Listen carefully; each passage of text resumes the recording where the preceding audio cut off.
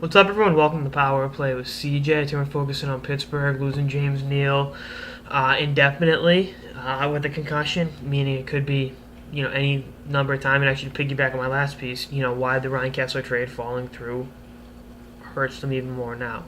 First of all, with the concussion, Neal could be out 2 weeks. He could be out the season. He could be out into next season. He could be back tomorrow. You never know. You never know with that injury, and quite frankly, it'll be a while before we really know, because I've talked to this a few times. Brooks Orpik, Noah Welch used to play for the Penguins, used to play for the Florida Panthers, a couple other teams. They've all agreed to donate their brains for research after they die. Now they're both, there's a couple other guys, but they're all pretty young guys. So God willing, they have a long time to live. But until that happens, it's going to be tough to really understand what goes on with the neurological and the physical part of, the impacts to the head and how that affects, everything. And, I'm just not to get too side. Grey's Anatomy 101, but I'm talking about the actual medical thing, not the show with Patrick Dempsey. But looking at it from a hockey perspective, Neal's a big part of the Penguins' success. He's missed 20 games this season, but he's got 49 points in 44 games. The guy is awesome. He's big. He's tough. Throws cheap shots once in a while, but, par for the course. Not condoning it, but just saying, could be worse. They need him. He's a big body. He's got an amazing shot, even though his biggest goal was one of the luckiest goals I've ever seen. I was there in Tampa when he had the double overtime goal against the Lightning in the playoffs 3 years ago.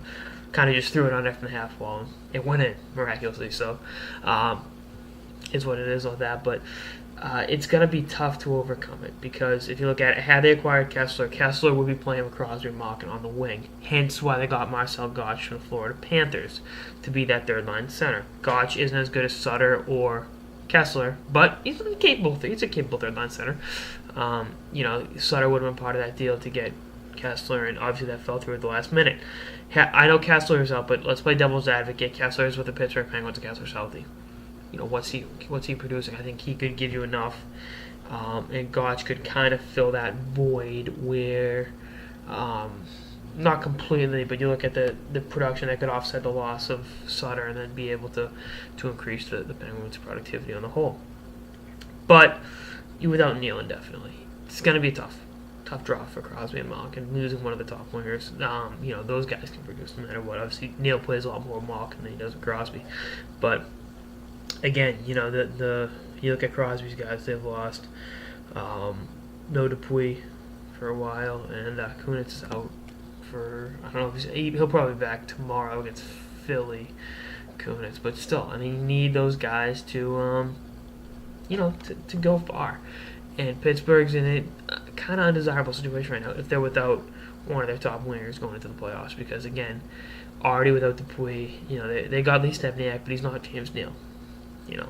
But we'll see what happens. It's going to be intriguing to watch and see if any guys inside the organization can come up. And obviously, you're not going to fill James Neal's void as some guy to Wilkes-Barre, but maybe some of the productivity can be offset. But maybe Neal comes back. God willing, just for the sake of his health, he comes back healthy.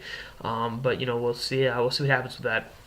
Anyway, that's on some sort of the power play with CJ on the Pittsburgh Penguins losing James Neal indefinitely. Stay tuned for episodes throughout the season and beyond. Later, guys.